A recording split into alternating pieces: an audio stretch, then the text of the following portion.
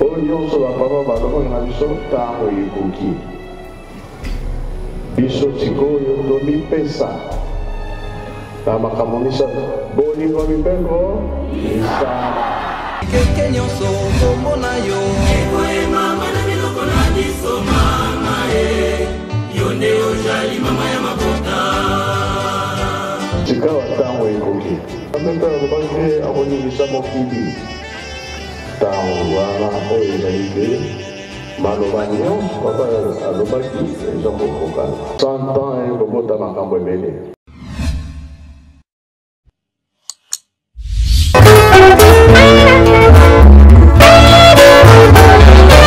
Ndenge kolizo ye makati na mokili akufila kampana mundele kakate akufila kampana yo mekanti pona nini biso mpasi na biso tina mokolo malelo ezali tina mokolo malelo muntu mwelo azali na place surtout na tango yo tozali na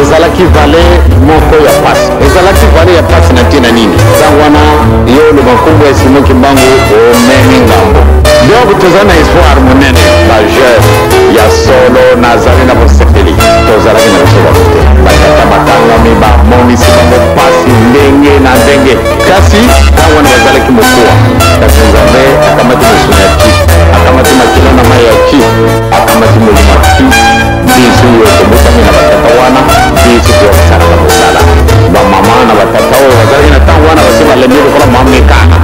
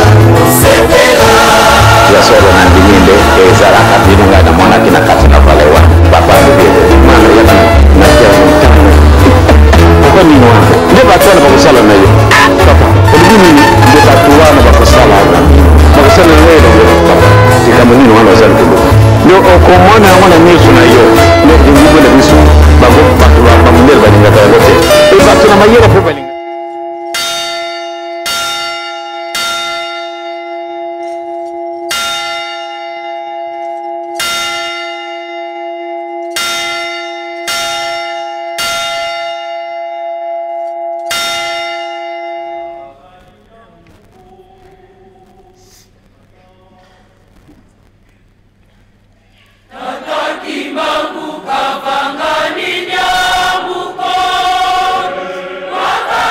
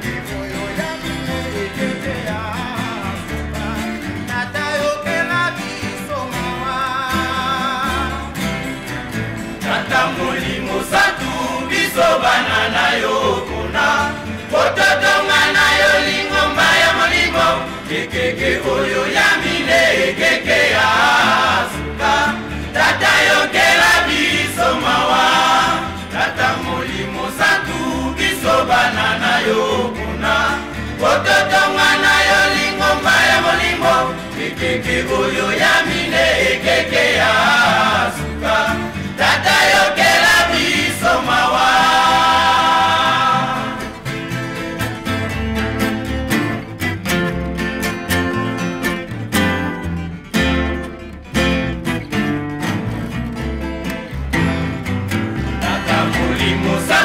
biso banana yo kuna ototonga na yo lingomba ya molimo ekeke oyo ya mine ekeke ya suka tata yokela biso mawa tata molimo santu biso banana yo kuna ototonga na yo lingomba ya molimo ekeke oyo ya mine ekeke ya suka tata yokela biso mawa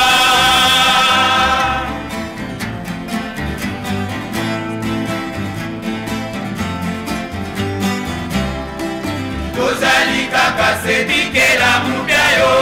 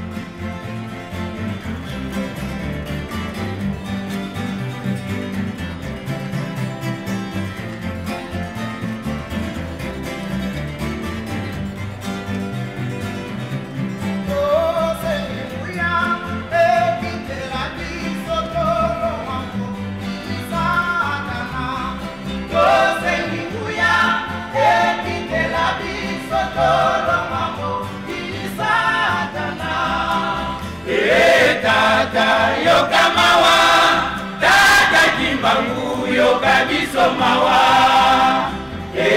tata yoka mawa tata kimbangu yoka biso mawa.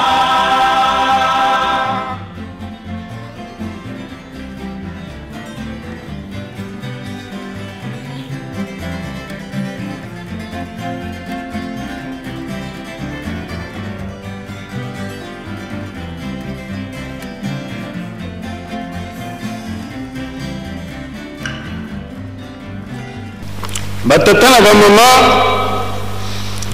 lelo tozali le 3 octobre ezali mokolo moye papa Simon Kimbangu azalaki condamné na 1921 utatango wana kino lelo ekomi 103e anniversaire molulu moye mopesami na chorale de dirigeants yango wana toye kosangana awa bikolo nyonso bamboka nyonso minoko nyonso po ete tokumisa Nzambe Tata Nkolo Yesu mpe Elimu Santu. Totangi mukanda ya Psaume de David 33 verset 12 elobi ete esengo ezali na baye Nzambe azali mokonzi na bango pe bazali bato ya libula. Esengo ezali na banani? Esengo ezali na biso. Biso banani? Biso bandimi. Bandimi nini? Biso bandimi ya Église kimbangiste. Biso ba kimbangiste. Pamba te banzembo elakisi biso makambo nyonso ete epai bino bozali nde esika lobiko ezali. Esika bino bozali nde esika Nzambe Tata, Nzambe Mwana, Nzambe Molimo Santo azali. Topalangana te, toyeba ete ya solo penza tozali na Nzambe. Parce que ce qui est tali Église Kimbangiste, nous sommes Église nyonso ezali contre nous. Église nyonso, je dis bien toutes les églises. Quand tu as la bus au bête tali bakolo bi papa Simon Kimbangu oko yoka ndenge bato bako réagir pona nini basi ba meni masanga ya kopola. Banzembo oyo bango bayembaka biso toyembaka yango te. Kasi banzembo oyo biso toyembaka bango bayembaka. Oyo kolakisa ete oyo ya biso euti na lola. Kasi oyo ya bango ezali ya awa na mokili kaka. Soki totangi na mukanda ya Luc 17:37 elobi ete esika ebembe kozala nde esika bandeke bakoya kosangana. Na français batuni na mukana verset moko wana kaka 17:37 balobi où sera le Seigneur? Seigneur akozala wapi? Akozala esika nzoto ezali. Na nzoto wana nde kobanda kobenga bandeke bakosangana wana. Me esika yango eza wapi? Soki tosali contour ya mokili mobimba tozali komona likambo yango wapi? Bamususu basali bamozole na bango ya batata na bango ya bamama na bango. Me nani akendaka kuna? Bandeke nini oyo bakosangana kuna? Elingi koloba batu, affluence ya batu ifo eya kotala. Me oyo basali bamozole na bango batu nini bakendaka kuna, ba president nini bakendaka kuna. Kasi awa tokomona ba president bazali koya, ba ambassadeur bazali koya, ya mikili na mikili, biso banso bikolo na bikolo tozali kokutana awa toye kotala esika Nzambe azali. Batata na bamama tobunga te, toyeba ete Papa Simon aponi biso tozali na chance po tokota na kati na lisanga oyo. Papa Daniel alobaki ete bino nyonso bozali bana na ngai, me soki mama Mvete aboti bino nyonso bakobenga ye monstre. Yango wana natindaki mutu na mutu na libota na libota na libota bobotama nsima nde boya na lingomba oyo, lingomba ya molimo. Nzembo pe elobi lingomba ya ntoma ekiti na mokili, mokonzi Nzambe bandimi ba anjelu. Nzembo euti wapi toyebi malamu, ezali kouta na lola. Batata na bamama toyeba ete tozali na esika moko oyo tokoki kobebisa te. Soki tozwi ba considération ya bato mosusu na tina ya esika oyo tozali, tokotanga Madame Edith Vakaro, ye azali secrétaire général ya Mouvement International de Réconciliation. Ayaka awa tango aye awa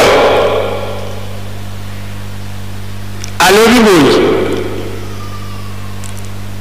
j'ai vu une cité céleste dans le fond de la source d'eau bénite, et je qualifie la terre d'Enkamba comme étant la plus sainte de cette planète.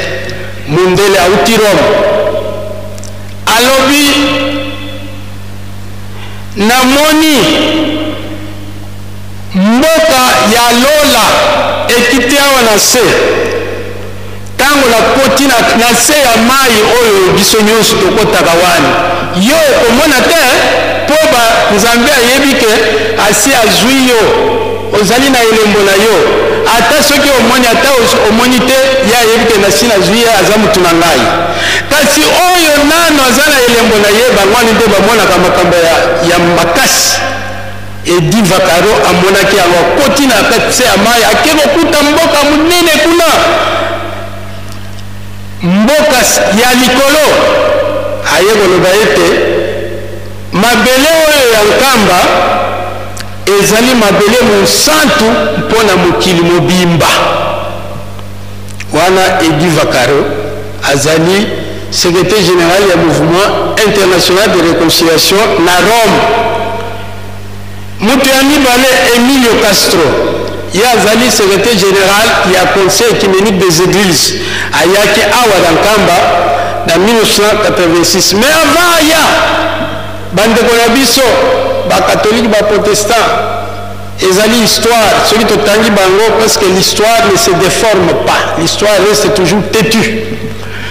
Balobi na ye me kuna ozokende bandako ya kolala eza te nini te, ozokende kosala nini kuna. Ye alobi na kekaka ayaki awa alobi boye: c'est sur cette colline d'Enkamba que le monde se rassemblera pour adorer et glorifier le Christ. Ezali awa na Nkamba nde mokili mobimba ekosangana mpona kokumisa Tata Nzambe. Wana Emilio Castro oyo ya suka batémoignage eza ebele nazwi ya misatu kaka. En 2001 l'Allemand Konrad Reiser, ye mutu akomaki secrétaire général ya Conseil écuménique ya sika na ntango wana. Ye alobi boye: ce que je vois ici oyo namoni awa, c'est la concrétisation de la vision de l'apôtre Jean.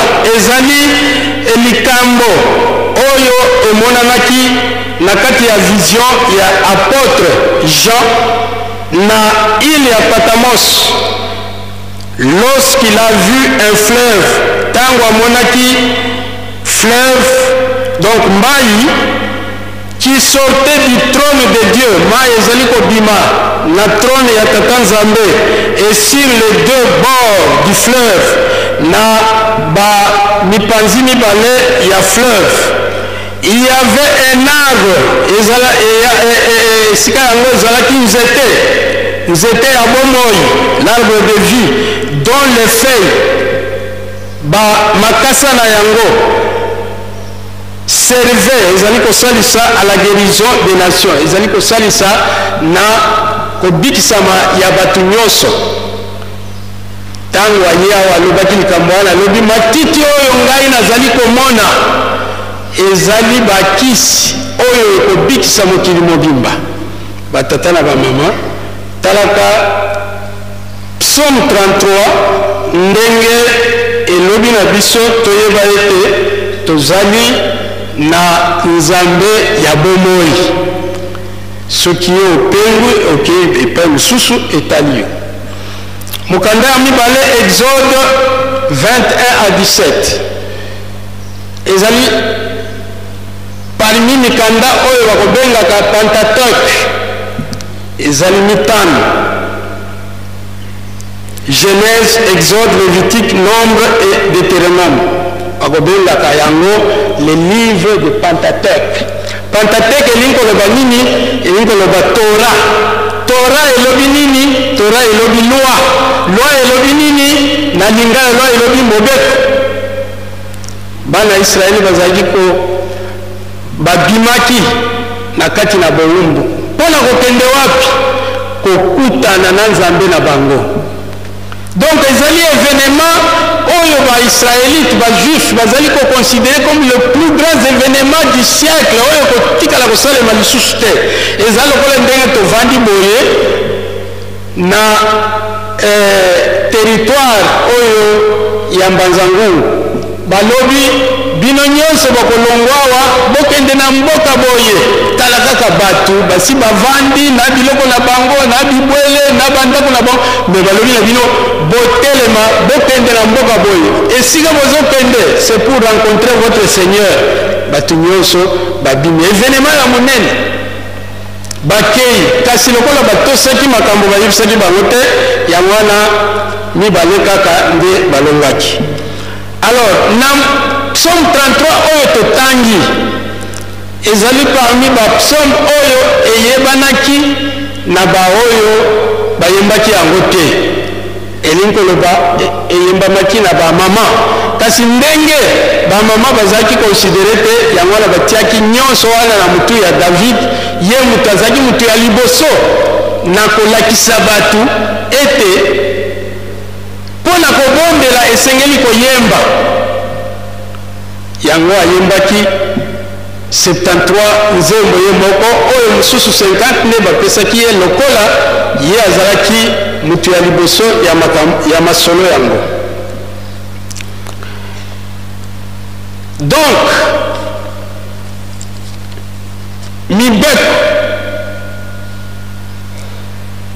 tokozwa mobeko moko oyo ezali na 15e verset ya Exode 20, eza 8e commandement, koyiba te.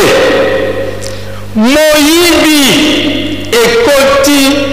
ekoteli biso na ndenge ya kosakana te. Tala kaka bakominike oyo baza kopesa awa, mama akoyisi boye, mama aluki eloko wana azwi te, bagangi bazwi na bango bakei na yango. Biso kaka oyo tovandi awa, soki omoni ata mbongo ekoyi $20, $100, mpona kozwa yango kozongisa problème, yo omoni lokola chance ozwi otina libenga. Na kati na mboka oyo mobeko epesamelaki na tango ya feu pasteur ya Cité Sainte Batantu ete kuna na mozole kobondela lisusu na kolongola lisusu biloko na poche otia na sete po bakozwa yango, bazwa yango na bato ebele. Nde mobeko epesameleki ete soki ozali kobondela tika biloko na yo na kati na poche, po mpona nini mpona moyibi moto aza kobondela batelefone bambongo aloba amen atala boye eloko eza te anyongi na lipamboli yango ayai koluka elimwe moyibi bato mosusu tozali awa okoti na bus ntango mosusu moto receveur abosani yo omoni kaka asengi moto mosusu yo amoni ke asi azwi mbongo na yo me yo omoni ekomi chance oza moyibi ko bamemi yo na mutuka ya bato ofuti te paske basote yo me nakokita en tant que mwana ya nzambe pesa mbongo te no ngai osengi ngai mbongo te mbongo yango oyo modele oyo bapapa bazali koluka po tozala na yango moyibi tozali koyiba mbongo ya lingomba dans tous les sens bamosusu basombi mituka bamosusu batongi bandako bamosusu donc lingomba ezali besoin na kotongama mpo ete profesi ya papa Dialungana oyo ya koloba ete botonga Yerusalemi mpo bozwa bomengo ya molimo me biso bisika bati biso bapesi mbongo ezwi makolo ekei toyebaka ete tozali kotia mbongo wana na baposhe toboka ata ndandele ekosila nye na bandako yango bamituka bakoteka yango moyibi oyo toinstaure na kati awa somo ngai moko naza victime nalongola ndako na ye awa osambela bato batikali kobuka fenetre bazwi tout bilamba nyonso nayaki na yango natikali kaka na oyo nalataki na elamba ya paster lokola ezalaki suspendi obir bamonaki yango te me valise mobimba ekenda moyibi biso kaka oyo bato mosusu te c'est nous des voleurs qualifiés totika moyibi mpo bamosusu soki asali likambo alokoti ata eloko ramasin epa vole bamosusu amoni koyiba lokola peshe moko ya moke soki amoni moto atiami zemi amoni ke wana nde lisumu ya monene meno papa ya mfuma mbanza alobi vila ya onso isumu me yo ozali kokanisa na ndenge na yo biso na kati ya journalisme tozala na principe tolobaka raccordement frauduleux ningo loba nini soki oza koloba likambo mosusu me omoni ete likambo mosusu ezali mpe na ntina okoki kokotisa yango mpo bato bayoka babongwana okotisi yango c'est ça na journalisme raccordement frauduleux mpo na nini nalobeli yango mpo nazonga ya makambo ya mozole kuna bapekisaki lisusu soki ozali kobondela kuna obondela na mongongo makasi te bondela na motema nzambe azali koyoka me mama moko aye lokola bamama mabondeli na bango 90% ezalaka mabondeli mpona kozwa mabala ce qui est normal parce que nzambe alobi moto mobotaka kofonde foye na ye mama wana aye azali kobondela na mongongo ya koyokana gentleman mosusu azalika à côté de lui azali kolanda atiki mabondeli na ye oyo aza kobondela aza kolanda ya mama wana o mabala papa apesa ngai boye ale ntango asilisi amen aza kokende na nsima ya temple awa akende kobimela kuna tata wana alandi ye mama nayoki libondeli na yo namoni kaka libondeli na yo wana ezali nde ngai batindeli ngai epai na yo donc soki olingi tobalana bon mama mpe alobi likambo yango tokotala apres bakutani basolo lisusu me ngai nazalaki na mozole kutu likambo ebimi na mozole ngai naye koyebisa yo olobaka ezali yango te yango nde mwana mwasi andimi awa kaka na mbanza awa bavandi zemi eyaka te eye papa ndenge tovandi boye wana aza na mukumba tala kaka oza na mbongo te bayebisa yo te mukumba oyo yayo ekomi problème akimi na ye abimi nkambo mwana mwasi atikali zembe eza kokola ifale batuna ye ya nani alors finalement babimisi ye na nkambo batata na bamama wana ezali kaka raccordement frauduleux me makambo nazoloba ya moyibi oyo toinstaure na lingomba dans tous les sens totika makambo ya moyibi mpo ete tokoka kobika mpo nyonso ezala ya moke matondi oyo bozali na yango meme na sikoyo bamusuni bandako na mateyi oyo bazolanda te bazali kotonga bato akoloba te ngai na kotubela nini nazali na péché te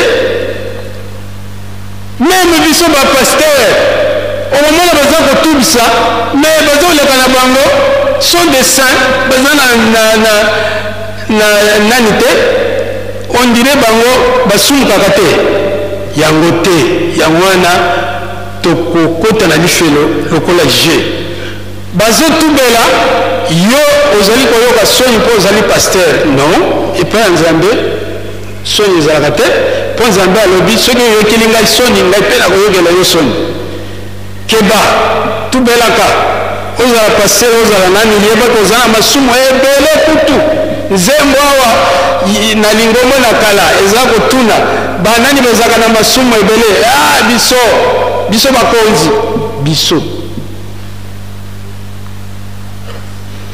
batata na bamama yango etindi biso tolobela makambo ya lelo mukanda ya Luka 23:13-25 ye Luka azalaki docteur amonaki ete nakoki kotikala kaka docteur te ifale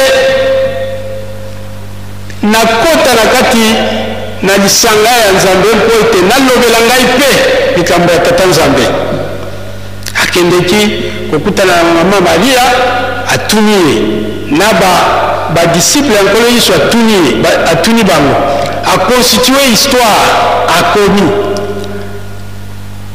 mikanda mibale akomaki ya Luc na ya Acte me oyo ya Acte ye moko avivaki makambo ebele pamba te akomaki deja collaborateur ya Paul na ntango asalaki mobembo na ye ya mibale na Troas oyo tokobenga Toloa akomaki collaborateur ya nkolo Yesu ye Luka.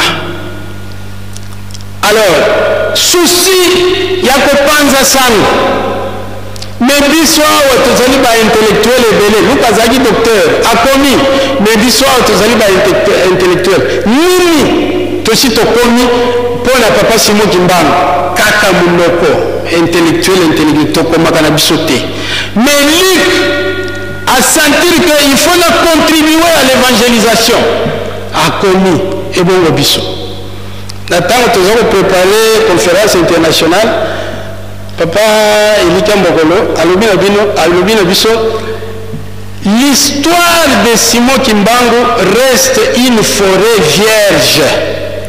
L'histoire de Simon Kimbangu reste une forêt vierge. Ezali forêt, omoni forêt banzete kangami ebele nano bakatikati te ezali kaka ndenge wana. Donc l'histoire ya papa Simon Kimbangu ezali nano intact, nano tosali eloko ata moko te. Tozala na souci lokola Luc mpona kokoma mikanda mpona lokumu ya papa Simon Kimbangu. Nkolo Yesu ayaki na mokili mpo ete akoko kobikisa mabota kasi batu bamoni ete ezali mabe. Ntango asekwisi Lazare bayuda balobi me mutu oyo soki totiki ye na makambo na biso nyonso ekobeba barome bakoya kozwa biso awa malamu toboma ye bake kofunda ye epai ya Pilate. Pilate alobi me natuni ye namoni likambo ata moko te kati na ye kasi nga namoni totika ye kaka nabeta ye kaka fimbo totika ye te bokotika ye to okoki kotika ye te na fete nyonso bazalaki kolongola prisonnier moko esengelaki balongola nkolo Yesu bango balobi te longola Barabas mobomi Barabas mais il fallait batika ye batika ye kasi oyo ayaki mpona kobikisa baboma ye batata na bamama nkolo Yesu abomamaki na ntina ya motema likunya motema mabe nkolo Yesu akufi Papa Simon Kimbangu ndenge moko aye mpona kobikisa balobi ete aye kobebisa asekisi mama Dina balobi soki totiki mutu oyo ya biso esili malamu tokanga ye toboma ye journal oyo bakobengaka avenir colonial elobi que la meilleure sanction qu'il faut faire c'est la pendaison de Simon Kimbangu wana nde kopesa biso kimia na Kongo na biso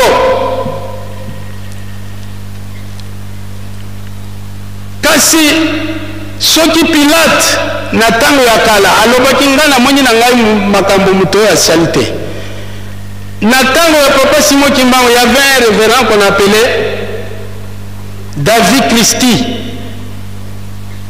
so linko tanga makambo wana tanga na livre vert page 94 ya lobi makambo nyonso ya bino bolobi bino ba industriel bino ba administration coloniale bino ba commerçant bino nyonso ndenge bosangani bolobi bomoni ete Simon Kimbangu asi abebisi ngai na mission na biso tomoni nano esika mabe ezalite tango alobi ndenge wana mitema ya bakolonialiste ezoki balobi il faut akangama kaka yango wana Papa Simon akangamaki batie liboso ya bajuge mais tokotuna liboso ya bajuge oyo militaire de Rossi akomini kuna ndenge nini Papa Simon Kimbangu c'était un civil mais Rossi akomi kuna ndenge nini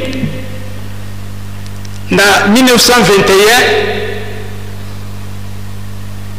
mboka oyo ezalaki na 4 provinces seulement lelo ezali 26 ezali na 4 provinces donc ezalaki province ya Congo Kasai province ya Équateur province ya Grand Oriental province orientale donc nde ba province mine oyo ezalaki na mboka oyo sikoyo Papa Simon Kimbangu abani musala na ye awa na province ya Congo Kasai na province oyo ya Congo Kasai ezalaki na 2 districts district de Moyen Congo et district de Bas Congo Moyen Congo zwa Kinshasa kita Bandundu Kasai Moyen Congo kita Boye et Bas Congo kita Boye nde Papa Simon aiki ko botama awa sikoyo na province oyo ndenge tolobi ezalaki na district mibale district ya Moyen Congo na Bas Congo sikoyo district ya Bas Congo ezalaki na ba territoire parmi ba territoire wana territoire ya Cataracte Sud ezalaki Cataracte Nord na Cataracte Sud nde oyo tozali na yango Cataracte Sud sikoyo na le 12 août 1921 État colonial azwaki mokano ya kolongola ba autorité civile nyonso ko remplacer bango par les autorités militaires pona nini babengaka yango état de siège lokola na Goma état de siège ezali lokola na Ituri état de siège ezali elingi koloba nini état de siège ezali état de guerre lokola guerre ezali il faut balongola ba civil batia ba militaire na bibonga nyonso pour que ba militaire banda ko contrôler pas à pas évolution ya mboka yango esalamaki awa na tango wana babengaki régime militaire spécial mitigé ezalaka ndenge moko état de siège. Cataracte Sud na territoire ya Lozi yango nde ezalaki na état de siège. Alors na tango wana nde Rossi dossier ya Papa Simon Kimbangu ezalaki na maboko ya juge bakobengaka ye Denis na Boma ezalaki capitale ya Congo na biso tango wana pe capitale ya district ya Bakongo. Alors lokola ba décréter état de siège nde balongolaki dossier ya Papa Simon Kimbangu na maboko ya Denis juge bakoti yango awa na Derossi azalaki nani azalaki chef d'état-major na kati na district oyo ya Bakongo nde ye akotaki na kati ya conseil de guerre nde dossier ekoti kuna. Cataracte Sud oyo ezalaki dirigé na Morel adjoint na ye azalaki Dipuy oyo azalaki na kati ya conseil de guerre. Alors tala ndenge Derossi amikotelaki na kati ya jugement ya Papa Simon Kimbangu bazali kobenga ye mutu ya makasi oyo likambo ya Simon Kimbangu alinga koyoka te.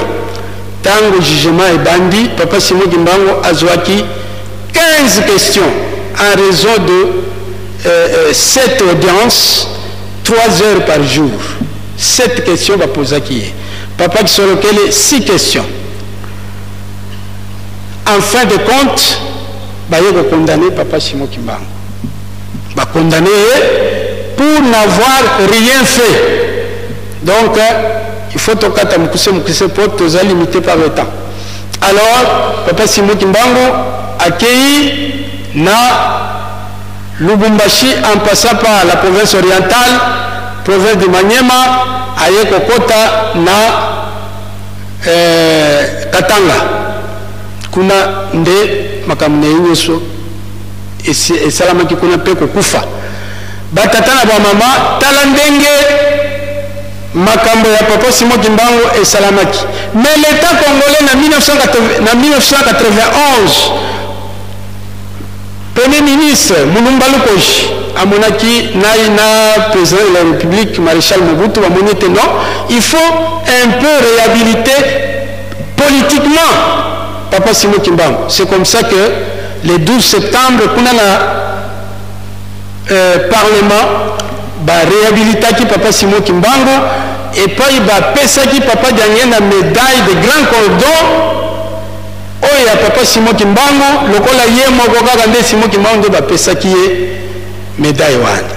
Tokomi na 2011 président Kabila pe amoni non oyo esalamaki ezali réhabilitation politique, mais maintenant il faut que ça la révision du jugement pour la réhabiliter Simon Kimbangu d'une façon juridique.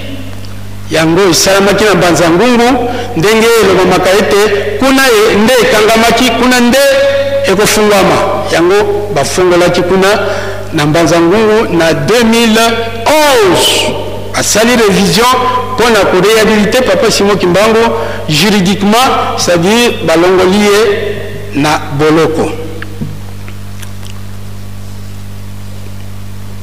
Tolobi mukanda ya Matayo batata na ba mama mukanda ya Matayo 11 20 à 24 nkolo Yesu atei na mikili ya bayuda batu bazoyoka te atei na bamboka lokola Capernaum lokola bamboka nyonso oyo touti kotanga awa kasi bato bayoki te. Nde nkolo Yesu aye ko regrete alobi mais maye ngai nasali na bamboka na bino soki nasalaka epai mosusu. Nde bato babongwani balati sak bakomi bandimi. Mais oyo nyonso nasali bilembo nyonso nalakisi bino bomoni na bino yango te, kasi kosambisama na bino ekozala makasi. Papa Simon Kimbangu asali musala awa abandi awa na Congo Central. Résultat ezali nini? Soki bokompare statistique ya bato la nuit et le jour, sur 100% il y a statistique peut-être 10% kaka nde bandimi. Natangu soirée il y a 5 mois ezalaki awa tokendeki na Papa Diangenda na Malanta na ba musicien. Tokomi kuna akei mabe awa pembeni na Malanta awa akei mabe. Papa Diangenda tomboki ezali ndoto te, ezali kambo esalami ngai présent. Atomboki alobi Papa Firmin alali na se asimbi na makolo. Papa limbisa tango papa amoni mwana na ye asimbi na makolo azongisi motema. Tango azongisi motema alobi mais soki nakei na bamboka musika kuna akei na ngai ezali ya ndenge mosusu. Abengi Bobé, Révérend Bobé, ba journaliste oyo bazali wana lukela ngai minoko oyo bayokaka awa te. Papa Bobé aye alobi na ngai yo okoloba Swahili, alobi na Papa Kalonzo yo okoloba Chiluba, alobi na l'effet cameraman na biso akufa Kibakila yo okoloba na Kikongo ya leta, ye moko Bobé akoloba na Kilokele. Tolobi tango tosilisi Papa tuni bango eske boyoki makambo eloba miao balobi nkatu. Alobi boyoki bauti mosika soki nakei kuna epai na bango akei ezalaka makasi. Nde yango esalamaki ndenge wana. Exemple ya mibale mpo ya kosukisa Papa Simon Papa Diangenda akei na bamboka oyo bato bakriye na Congo Central kakao. Ndoki azali koya bokeba mutu abima te bino nyonso na kati na ndako. Papa Diangenda koti na mboka wana bato te. Sikoyo bibwele ebandi kolanda ye bokeba ndoki akei kende na bibwele na biso mobima po tozongisa bibwele na biso mpona kolakisa ete matei oyo bapesi biso na RDC mobimba tolandaka oyo nakobengaka ngai carte mémoire Papa Saidi na Faki kuna alobi Papa Diangenda asali 4457 voyages mpona koteya na mboka mobimba oyo majorité awa na Congo Central, mais statistique zéro. Alors mpona kosukisa mokanda ya Isaya tolobi boyi na mokuse Ezekias azalaki kobela balobi batindele ye ntoma ete nkolo iswa nkolo nzambe alobi okokufa bongiama deja ozali kokufa. Ezekias abondeli aleli alobi nkolo ata moke oyo nasalelaka yo okokolimbisa ngai te. Batindi kaka ye Ezaïe akei alobi na ye nkolo alobi ayoki mabondeli na yo okokufa lisusu te, au contraire abakiseli yo 15 ans de votre vie. Biso toye awa mpona nini kotonga Yerusalemi? Nini yo kolela epai ya Nzambe na ye mpona koloba na ya tata Nzambe ata oyo nasalaka omonaka te? Livre de souvenir na ye eza na mokanda nini? Tokobima awa olie tosala nsinsani kaka makelele kotambola pamba bakobenga bozali koya te. Bozali bato ya kokufa. Kasi soki olingi kokufa te, yoka salela ndenge ezali. Teme ya matei na biso nini tokosala mpo ete tata Simon Kimbangu asepela abakisela pe mikolo tokoka kolonga na bitumba oyo ya botongi ya Yerusalemi. Tosilisi boye na nkombo na tata mwana pe Molimo Santu. Amen. Nyonso bapapa balongo na biso ntango ekoki